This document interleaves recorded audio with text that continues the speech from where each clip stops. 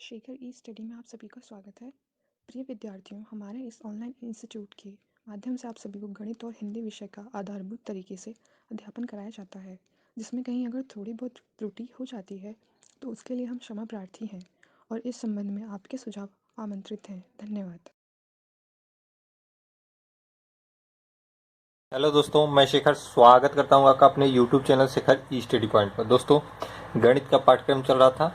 आपकी परीक्षा तिथि 18 सितंबर निर्धारित है। उससे पहले आपके सारे पार्ट कंप्लीट कर लिए जाएंगे। ठीक है, आपको पूरा सिलेबस बता दीजिएगा, फिर उसके बाद आपको अभ्यास प्रश्न कराए जाएंगे। मतलब आपको एग्जाम तक पूरा प्रिपेयर कर देंगे। आप जानते हैं कि गणित सबसे महत्वपूर्ण भूमिका में है। ठीक है, ग्राफ और तालिका ये सब मिला के आपकी गणित 25 नंबर की आएगी। अतः ये इसको आपको बहुत ही बारीकी से पढ़ना है। देखिए, इनमें आपस में भी रिलेशन है। अगर आप इन सबको अच्छे से पढ़े रहेंगे तो आप ग्राफ और तालिका को बेहतर कर पाएंगे। ठीक है, अगर आप यहाँ पे कमजोर पड़े तो यहाँ भी आप कमजोर पड़ जाएंगे।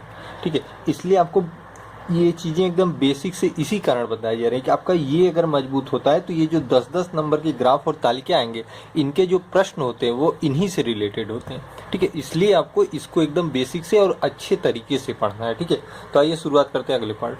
देखिएगा, हम लोग विभाजिता का नियम पढ़ रहे थे। ठीक है, हमने 2, 3, 4, 5, 6 तक इन सारे नियमों की चर्चा कर ली। आज जानते हैं आप पार्ट 7वां होगा। इसके पहले के पार्ट अगर आपने नहीं देखे हैं तो अवश्य देख लीजिएगा। ठीक है, देखिए, जो चीजें आपको पढ़ाई जा रही हैं एकदम बेसिक से पढ़ाई जा रही है, ठीक उसी प्रकार से समझाने का प्रयास किया जा रहा है जैसे ऑफलाइन में होता है। ठीक है, एक एक टॉपिक को बताया जा रहा है और पूरा आपको थियरी के माध्यम से बता रहा है। अगर आपका बेस मजबूत हो गया तो आप विश्वास मानिए आपकी गणित इतनी मजबूत हो जाएगी कि आपको कोई भी प्रश्न लगाने में दिक्कत नहीं होगी। ठीक है, इसलिए आप पढ़ते चलिए। इसकी पीडीएफ आपको टेलीग्राम पे मिल जाएगी। आप टेलीग्राम अवश्य ज्वाइन कर लीजिएगा। ठीक है, क्योंकि इसकी प्लेलिस्ट बनाई गई है। प्लेलिस्ट में टेलीग्राम का लिंक भी दिया गया है। आप प्लेलिस्ट सेक्शन में जाएंगे, आप जब इंस्टीट्यूट के ओपन करेंगे वहाँ पे वीडियो सेक्शन या प्लेलिस्ट पे जाएंगे तो वहाँ पे आपको प्लेलिस्ट दिखेगी गणित की। ठीक है, उस गणित की प्लेलिस्ट को क्लिक करेंगे तो वहाँ पे आपको टेलीग्राम का लिंक भी मिल जाएगा। आप ज्वाइन कर लेंगे तो वहीं पीडीएफ इसकी चली जाएगी। आप खुद से बनाएंगे तो ज़्यादा बेटर रहेगा। हालांकि अगर नहीं बना पा रहे हैं तो वहाँ से ले लीजिएगा। देखिए, विभाजिता के नियम की शुरुआत करते हैं। आज हम 7 से विभाजिता का नियम पढ़ते हैं। ठीक है, यदि इकाई के अंक में 2 से गुणा करके शेष अंक से घटाने पर यदि वह 7 से विभाजित है तो पूरी संख्या 7 से विभाज्य होगी। मान लीजिए कोई, अब इस डिफिनेशन को समझिए। ठीक है, क्या कर रहा है, मान लीजिए कोई संख्या दी हुई है। ठीक है, मान लीजिए कोई आपकी एक संख्या दी हुई है 1792। ठीक है, 1792। अब आपसे पूछूं मैं कि क्या यह 7 से विभाज्य है, तो आप पहले विभाजिता का नहीं, आप डायरेक्ट भाग के दे के भी कर सकते हैं, लेकिन वो समय लेगा। ठीक है, अगर बड़ी अंक दे दे तो ज़्यादा समय लेगा। आप विभाजिता का नियम जानते रहेंगे तो यदि इकाई के अंक में, यहाँ से पढ़िए, यदि इकाई के अंक में 2 से गुणा, इकाई का अंक कौन है, यही है, 2 है। अगर हम इसमें 2 से गुणा कर दें, अर्थात किसमें, इस 2 में, मान लीजिए यहाँ पे 2 पहले से ही दिया है। यहाँ पे सेंस क्या है, यदि इकाई का अंक यही होता है, इसमें 2 से गुणा कर दिया जाए तथा जब 2 से गुणा कर देंगे कितना आ जाएगा, केवल इकाई के अंक की बात किया है तो 4 हो जाएगा। ठीक है, 2 गुणे 2 4 से गुणा करके शेष अंक से, शेष अंक कौन सा बचा है, 1 2 3, मतलब 179। शेष अंक से घटाने पर, मतलब इसका मतलब है 179 में से इसी 4 को घटा दीजिए तो क्या आएगा, 175। यदि वह 7 से विभाजित है, मतलब अगर 175 7 से विभाजित है, देखिए छोटा हो गया, आप देख सकते हैं, 7 2 में 14, 15 16 17 35 बचे, 7 5 में 35, पूर्णतः कट गया। ठीक है, तो 25 पार में गया, पूर्णतः विभाजित हो गया। तो यह पूरी संख्या अर्थात 1792 पूर्णतः क्या होगी, 7 से विभाजित होगी। ठीक है, तो इस तरीके से प्रश्नों को सॉल्व करते हैं। ठीक, अब चाहते तो हम यहाँ भी डायरेक्ट भाग दे सकते थे क्योंकि ये बहुत बड़ी संख्या नहीं थी, लेकिन अगर आपको बहुत बड़ी अंकों की दे, मतलब इतनी बड़ी तो नहीं देगी, मान लीजिए 4-5 अंकों की दे दे तो आपको थोड़ा सा प्रॉब्लम होगी। ठीक है, उसलिए ये विभाजिता का नियम बहुत जरूरी है। अब जैसे जैसे कहा जा रहा है वैसे वैसे करिए, मैंने एक स्टेप करके बता दिए। एक और मैं बता देता हूँ, जैसे एक संख्या दे दे 18109। ठीक है, 18109 क्या 7 से विभाज्य है, क्या 7 से विभाज्य है। ठीक है, अगर आपसे पूछ दिया क्या 7 से विभाज्य है तो कैसे करेंगे, 18109।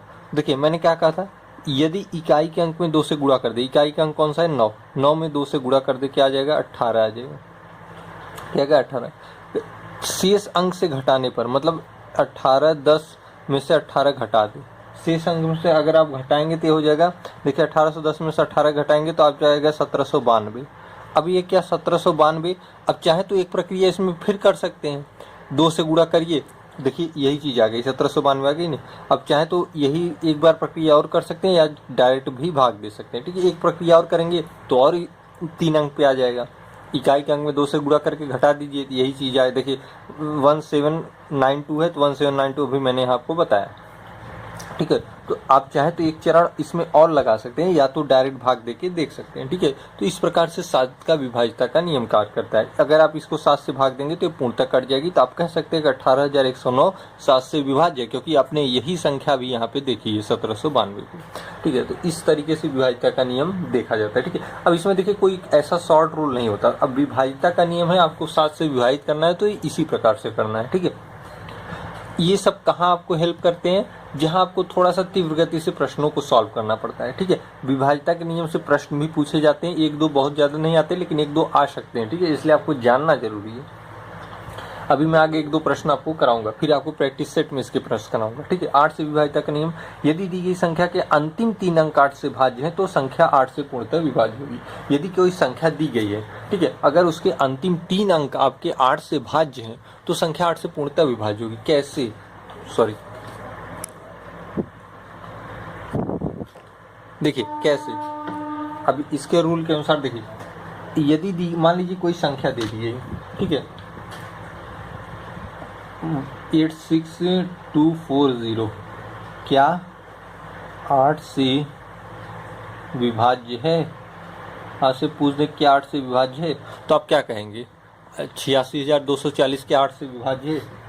यदि दी गई संख्या के अंतिम 3 अंक कितने हैं, 240, 8 से भाज्य है, क्या 240 8 से भाज्य है? देखिए 8 3 में 24, कट गया पूरा, अर्थात 30 बार पूरा अंतिम 3 अंक क्या है, 8 से भाज्य है। तो यह पूरी संख्या 8 से विभाज्य, मतलब अगर ये 3 अंक 8 से विभाज्य है तो यह पूरी संख्या 86,240 8 से विभाज्य होगी। बस इतना ही आपको चेक करना है, ठीक है। जैसे हम कहें कि 98 37 512 क्या 8 से भाज्य है, क्या 8 से भाज्य है, ठीक है। देखिए अब केवल, अब देखिए इतनी बड़ी संख्या है तो आप भाग देंगे तो देखेंगे कि 8 से भाज्य है कि नहीं। आप लास्ट के 3 अंकों में देख लीजिए, यदि दी गई संख्या का अंतिम 3 अंक, मतलब 512 में आप 8 से भाग दे दीजिए, 8 7 8 6 में 48 हो जाएगा, 49 50 51, 8 3 में 8 4 में 32। देखिए अंतिम 3 अंक 512 8 से भाज्य, तो आप ये कह सकते हैं कि यह पूरी संख्या 8 से भाज्य होगी। एक चीज मैं आपको करके दिखा भी दे रहा हूँ, ठीक है, 98 37 512। अब इतने में अगर आप 8 से भाग देंगे तो बहुत समय लगेगा, केवल आप अंतिम 3 अंक से भाग दिए, देखिए पूरा कट गए, तो आप कह सकते हैं कि क्या है, ये तो प्रमाणित हो गया कि यह पूरी संख्या 8 से भाज्य होगी। लेकिन आपको सेटिस्फाई करने के लिए एक बार देख लेते हैं, ठीक है। 8 1 में 8, 1 9, 8 2 में 16, 2 18, 3 उठ गया, 8 2 में फिर 16, 7 8 9 में 72, 5 8 8 5 में 40, 8 6 में 48, 5 2 7, 8 8 में 64, 6 1 7, 8 9 72। देखिए कट गई पूरी, मतलब ये पूरी संख्या कट गई। तो इतना करने के में समय लगा कि नहीं लगा? आपको देखना क्या था, लास्ट के 3 अंकों को केवल विभाज्य कर दिए, पूरी संख्या कट जाती। हमने यहाँ आपको भाग देके भी दिखा दिया, इतना आएगा भागफल इसका, ठीक है। शेष फल शून्य हो जाएगा क्योंकि पूरी संख्या कट जाएगी, क्योंकि लास्ट के 3 अंक कट जा रहे हैं, ठीक है। तो बस इस तरीके से देखते हैं। आइए 9 से विभाज्यता का नियम देख लेते हैं।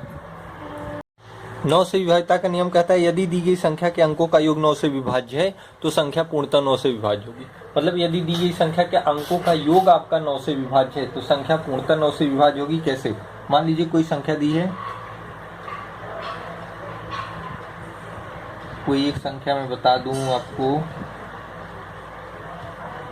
135, छोटा सा लेते हैं, ठीक है।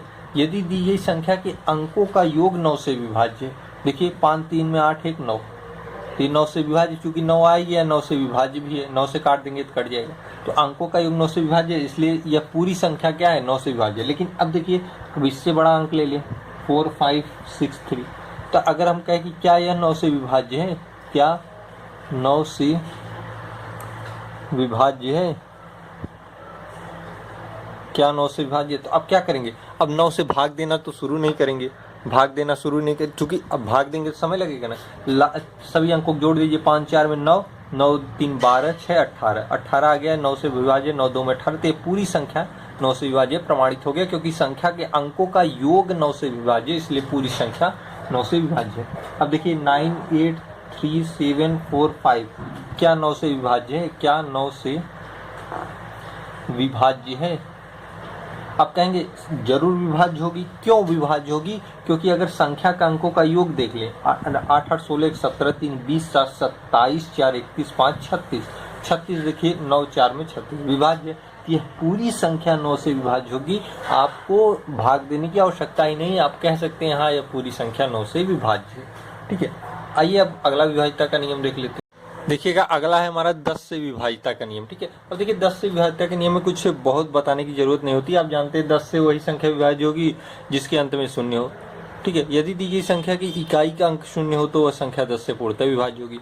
मतलब इसका मतलब यही है कि यदि दी गई संख्या के इकाई का अंक शून्य हो, मतलब इकाई का अंक क्या मतलब, जैसे 100 आप लिखते हैं ना, तो यही इकाई का अंक अगर शून्य है, यही इकाई होती, दहाई होती, सैकड़ा होती।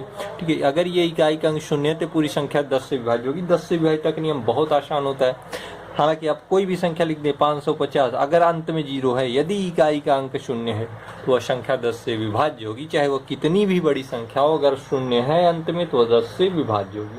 कारण आप जानते हैं, जैसे हम लिख दिए 55550, 10 विभाज्य है तो एक शून्य से कटना ही है, इससे आगे से कोई मतलब नहीं, संख्या पूरी 10 से विभाज्य है। ठीक है, तो ये तो बहुत आसान है, आप समझ सकते हैं। 11 से विभाज्यता का नियम। ठीक है, दी गई संख्या में इकाई के स्थान से आरंभ करके एक अंक छोड़कर सभी अंकों को जोड़ लेंगे। ये क्या है, ये सब 11 से विभाज्यता के नियम हैं कि कैसे 11 से विभाजित होगी संख्या। जैसे मैं एक उदाहरण आपको देता हूँ, ठीक है, उसके माध्यम से इसको समझाने का प्रयास करता हूँ, ध्यान से सुनिएगा। 11 से विभाजित कौन सी संख्या 11 से विभाजित है यह नहीं पूछेगा, लेकिन इससे रिलेट करके आपसे क्वेश्चन पूछ देगा, तो आपको दिक्कत हो सकती है। आपको ये नियम जानना आवश्यक है। 98395 क्या 11 से विभाज्य है, क्या 11 से विभाज्य है। आपसे पूछे 98395 क्या 11 से विभाज्य है, तो आप क्या कहेंगे। अब भाई दी गई संख्या, यह संख्या दी गई है, ठीक है, मैं इकाई के स्थान से यहाँ से आरंभ करके एक अंक छोड़कर, मतलब यहाँ से आप आरंभ करेंगे तो एक अंक छोड़कर यहाँ आएंगे, फिर एक अंक छोड़ के यहाँ आएंगे। ठीक है, छोड़कर सभी अंकों को जोड़ दें, अर्थात 539 9 1 10 4 14 3 17। ठीक है, एक एक अंक छोड़ के हमने जोड़ लिया। शेष अंकों को भी जोड़ लें। शेष कौन से बचे, 8 बचा और 9 बचा, इनको भी जोड़ लीजिए। 8 8 16 1 17 जोड़ लें। शेष अंकों को भी जोड़ ले। अगर दोनों का अंतर अगर शून्य आता है, 17 में और 17 के बीच कितने का अंतर है, 0 का अंतर है, तो संख्या 11 से पूर्णतः विभाज्य होगी। तो अब ये 0 है तो आप कह सकते हैं कि यह पूरी संख्या मतलब 98,395 11 से विभाज्य होगी, क्योंकि इनका यह रूल फॉलो कर रहा है। ठीक है, एक चीज यहाँ पे देखिए स्किप हो गया, उसे भी लिख लीजिएगा। अंतर 0 हो या 11 से विभाज्य हो। ठीक है, अब अगर दोनों का अंतर शून्य हो या 11 से विभाज्य हो तो संख्या 11 से पूर्णतः विभाज्य होगी। अंतर शून्य अर्थात यह पूरी संख्या 11 से विभाज्य है। ठीक है, जैसे एक उदाहरण 40909 क्या 11 से विभाज्य है, क्या 11 से विभाज्य है। आज से पूछ दे क्या 11 से विभाज्य है, तो क्या करेंगे। हाँ भाई देख लीजिए, इकाई से आरंभ करके एक एक अंक छोड़ेंगे। 9994 994 9 9 18 4 22, फिर ये शेष के अंक जोड़ लेंगे। 0 है और 0 है मतलब 0 है। अब इनका अंतर या तो 0 हो या 11 से विभाज्य हो, तो देखिए 22 और 0 का अंतर क्या होगा, 22 होगा। क्या होगा, 22 होगा। अब यह 22 क्या है, 11 से विभाज्य है, 11 2 में 22। तो अगर दोनों का अंतर 0 हो या 11 से विभाज्य हो तो संख्या 11 से पूर्णतः विभाज्य होगी। आप कह सकते हैं कि 40,909 11 से विभाज्य है। ठीक है, तो इस तरीके से प्रश्नों को सॉल्व करेंगे, बहुत आसान है, जरा भी घबराइए नहीं, आसानी से सॉल्व कर लेंगे। ठीक है, अब देखिए कुछ प्रश्नों को देख लेते हैं, यहाँ पे महत्वपूर्ण प्रश्न दिए गए हैं। ठीक है, ऐसे प्रश्न आपकी एग्जाम में पूछे जाएंगे। यदि कोई संख्या 11 से भाज्य है तो उसके सम तथा विषम स्थानों के अंकों के योग का अंतर होगा। यदि कोई संख्या क्या है, 11 से भाज्य है तो उसके सम तथा विषम स्थानों के अंकों के योग का अंतर होगा। देखिए यही चीज यहाँ पे लिखी है, दी गई संख्या की इकाई के स्थान। अब देखिए यहाँ से आरंभ करेंगे तो एक क्या है, विषम है, फिर 3 विषम, ये पहला अंक है। अगर यहाँ से आरंभ करते हैं, ये दूसरा अंक है, ये तीसरा है, चौथा है, पांचवा है। तो आप जानते हैं 1, 3 और 5 विषम होते हैं। देखिए मैं फ्रेश लिख दूं फिर से, 40909 यही अंक है। अगर हम यहाँ से जोड़ना शुरू करें तो ये पहला अंक है, यह दूसरा अंक है, यह तीसरा अंक है, यह चौथा है, 5, ये 5 अंकों की पूरी संख्या है। इसके अंक इस प्रकार से क्रम से। यदि कोई संख्या 11 से भाज्य है, आप जानते हैं 11 से क्या है, भाज्य है, अभी आपने देखा, तो उसके सम मतलब ये दूसरा और चौथा अंक 0 0 तथा विषम स्थानों के अंकों के योग का अंतर, इसके अंक विषम स्थान क्या है, 9 9 4, इनके योग का अंतर 9 9 18 4 22 और इसका 0 अंतर होगा क्या, 3 का गुणज होगा, अरे नहीं जी 3 का गुणज नहीं होगा, 5 का गुणज होगा, नहीं होगा, 0 या 11 का गुणज होगा, बिल्कुल होगा, क्योंकि ये 0 से विभाज्य है और 11 से विभाज्य है। ठीक है, तो यदि कोई संख्या 11 से भाज्य है तो उसके सम तथा विषम स्थानों के अंकों का योग का अंतर होगा ये 0 या 11 का गुणज होगा। ठीक है, 0 या 11 का गुणज है। ठीक है, आप जानते हैं 22 को 11 से भाग दे सकते हैं या 0 से भाग दे सकते हैं। एक 6 अंकों की संख्या के सम स्थानों के अंकों का योग न हो। कोई 6 अंक की संख्या है, मान लीजिए 1 2 3 4 5 6 अंक की ये संख्या है, अज्ञात है, के सम स्थानों के अंकों का योग 9 है तथा विषम स्थानों के अंकों का योग 20 है। ऐसी सभी संख्याएं किससे विभाज्य होंगी? भाई इनका अंतर पता कर लो, अंतर का ये साइन होता है, 20 और 9 के बीच कितने का अंतर है, 11। तो ऐसी सभी संख्याएं 11 से विभाज्य होंगी। किससे? 11 से, ये आपका आंसर होगा। ठीक है, मैंने कहा है 11 से विभाज्यता के नियम के प्रश्न पूछे जाते हैं तो इस तरीके से पूछे जाते हैं। एक 6 अंकों की संख्या दी गई है, इसके सम स्थानों के अंकों का योग 9 है। हमने अभी आपको बताया कि सम को जोड़ के और विषम को जोड़कर दोनों का अंतर ज्ञात कर लेते हैं। अगर वह 0 या 11 से विभाज्य है तो संख्या पूर्णतः 11 से विभाज्य होगी। अब यहाँ पे कह रहा है 6 अंकों की संख्या है, यदि सम स्थानों के अंकों का योग दिया हुआ है तथा विषम स्थानों के अंकों का योग दिया हुआ है। अब अगर इनका अंतर, तो ऐसी संख्या किससे विभाज्य होगी? तो भाई इनका अंतर करके देख लो, अगर 11 आ रहा है या 11 का गुणज आ रहा है या 0 आ रहा है तो वह संख्या 11 से विभाज्य होगी। इसका आंसर किससे विभाजित होंगी? 11 से होंगी। ठीक है, यदि दो संख्याओं का जोड़ तथा गुणनफल क्रमशः 12 तथा 35 दिख रहा है, थोड़ा ऊपर कर दूं, इसको बता लें तब इसको होता है। यदि दो संख्याएं 1 से छोटी हैं तो उनके योग को उनके गुणनफल से विभाजित करने पर प्राप्त होगा। विकल्प है 0 से कम, 1 से अधिक, 1 से कम, अभाज्य संख्या। यदि दो संख्या 1 से छोटी, भाई 1 से छोटी कौन सी संख्या होती है? जाहिर सी बात है बाई का रूप होगी। 1/2 1 से छोटा है, बिल्कुल है, 1 बड़ा हुआ है। ठीक है, और इससे छोटा बाई का रूप करते जाओ, 1/3 कर लो। मान लीजिए ये दो संख्या 1 से छोटी हमने ले ली, 1/2 और 1/3। तो यदि दो संख्या 1 से छोटी हैं, ये हैं, तो उनके योग, इनका योग कर लो, 1/2 और 1/3 का योग करोगे क्या आएगा? 5/6 आएगा। अब इतना तो जानते ही होगे। उनके गुणनफल, इनका गुणनफल कर दो यहाँ पे, 1/2 गुणे 1/3, 3 2 में 6, 1/6 गुणनफल से विभाजित करने पर, मतलब इनके योग को इनके गुणनफल से हम विभाजित कर दें, मतलब 5/6 को हम विभाजित कर दें 1/6 से, तो देखिए 6 तो कैंसिल हो जाएगा, बचेगा 5। तो विभाजित करने पर प्राप्त होगा 0 से कम मान, 1 से अधिक मान, 1 से कम मान, अभाज्य संख्या। तो 5 क्या है भाई? 5 क्या है? अभाज्य भी है और 1 से अधिक भी है। अब दो विकल्प मिल रहे हैं, अभाज्य भी है, 1 से अधिक भी है। तो यहाँ पे आप क्या करेंगे? दो विकल्प मिल रहे हैं, एक और उदाहरण देख लेंगे, 1/3 और 1/4 ले लीजिए।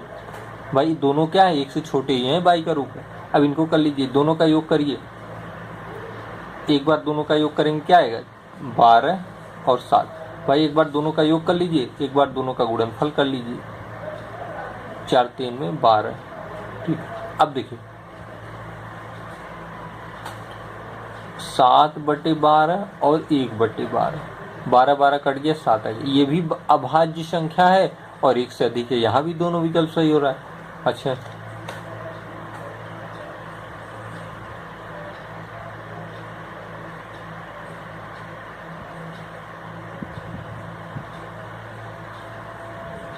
अच्छा 1/6 ले लीजिए और 1/8 ले लीजिए। ठीक है, अब दोनों का योग करेंगे तो क्या आएगा, 24, 7/24। दोनों का गुणनफल करेंगे तो भी, तो ये देखिए अभाज्य भी आ रहा है और 1 से अधिक भी आ रहा है। तो हो सकता है इसके विकल्प में थोड़ा प्रॉब्लम हो, मैं इस क्वेश्चन को देख लूंगा, क्योंकि दो विकल्प सही हो रहे हैं ना, क्योंकि अभाज्य भी आ रहा है और 1 से अधिक भी मान आ रहा है। ठीक है, तो यदि दो संख्या 1 से छोटी, उनके योग तथा उनके गुणनफल में विभाजित करने पर प्राप्त होगा, एक ही विकल्प सही होना चाहिए। हो सकता है मिस्टेक से लिखा गया हो अभाज्य संख्याएं, तो इसलिए दो विकल्प सही हो रहे हैं। हालांकि हर बार मैं देख रहा हूँ, तो अब जैसे इनका गुणनफल भी करेंगे तो 24 आएगा और 24 कैंसिल हो जाएगा, बचेगा 7। तो 7 भी अभाज्य है और 1 से अधिक है। ठीक है, तो कोई भी ऐसी संख्या में हम ले रहे हैं तो हमेशा ऐसा ही है। जैसे 1/2 1/4 लेके देख लेते हैं, योग करेंगे तो क्या आ जाएगा, 3। देखिए ऊपर 3 आ गया, जाहिर सी बात है। अब गुणनफल करेंगे तो 8, इनका गुणनफल करेंगे तो 1/8 हो जाएगा। काटेंगे तो ये आ जाएगा 3/2। 3/2 भी 1 से अधिक है, 1 से अधिक है और 3/2 परमेय संख्या आ गई। ठीक है, तो यहाँ पे दो विकल्प सही होने का मतलब हो सकता है मिस्टेक है इस प्रश्न में, इसको देखना पड़ेगा। ठीक, और इतना जानते रहिए, दो विकल्प आ रहे हैं, आप देख रहे हैं बार बार अभाज्य संख्या और 1 से अधिक दोनों मान आ रहे हैं। मैंने कई उदाहरण आपको लेके बता दिए इसके अनुसार जो शर्त दी हुई है। ठीक है, मैं एक बार इसे देख लूंगा फिर आपको बता दूंगा। यदि दो संख्याओं का जोड़ तथा गुणनफल क्रमशः 12 और 35 हो, तो बताएं कि उनके अनुग्रहों का जोड़ कितना होगा। देखिए अनुग्रह मतलब होता है रिवर्स। ठीक है, ठीक, अब देखिए अनुग्रह मतलब जैसे एक ए है, इसका अनुग्रह क्या होगा, 1/8। अगर बी है तो मान लीजिए माना है नहीं, कोई एक मान लीजिए संख्या है, अब बी का अनुग्रह आपसे पूछ दें, अनुग्रहों का जोड़ पूछा है ना, तो उनके अनुग्रहों का जोड़ कितना होगा। मान लीजिए एक संख्या बी है तो इसका अनुग्रह क्या होगा, 1/b। यदि दो संख्याओं का जोड़ तथा गुणनफल, मतलब मान लीजिए वो संख्या ए है, इनका जोड़ दिया हुआ है 12 और गुणनफल दिया है 35, तो बताएं कि उनके अनुग्रहों का जोड़ कितना होगा। अब ए का अनुग्रह क्या होता है, 1/a, और बी का अनुग्रह 1/b। उनके अनुग्रहों का जोड़ मतलब यह एक कर दीजिए, एलसीएम हो जाएगा ए बी, यहाँ ऊपर आएगा b + c। तो ए बी का मान 35 है और ए + b का मान 12 है, तो 12/35 ये आंसर हो जाएगा। ठीक है, बहुत आसान था, केवल शब्दों का हेरफेर था। ठीक है, तो थोड़ा इस तरीके के प्रश्न आपको शुरुआत में बताए जाने, ताकि आप तैयार हो पाए, अपने दिमाग को तैयार कर पाए। जैसे ही प्रैक्टिस सेट आरंभ होगा, आपको अच्छे प्रश्न और भी बताए जाएंगे जो विगत परीक्षाओं में आ सकते हैं, संभावनाएं होंगी। ठीक है, तो आज के पार्ट को यहीं रखते हैं। पूरा वीडियो देखने के लिए बहुत बहुत धन्यवाद।